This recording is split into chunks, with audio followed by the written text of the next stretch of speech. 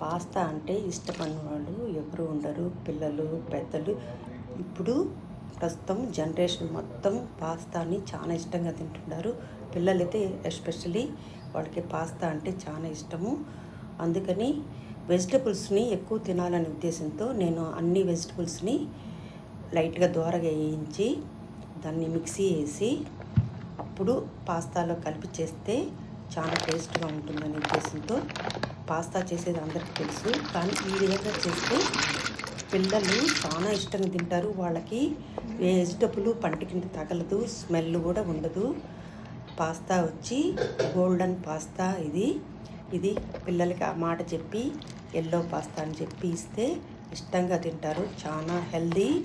ఇలాగా చేసి పిల్లలకి పెడితే పాస్తా వారానికి ఒకసారి హ్యాపీగా పెట్టచ్చు. చాలా హెల్తీ. అన్ని వెజిటబుల్స్ దీంట్లోనే ఉన్నాయి.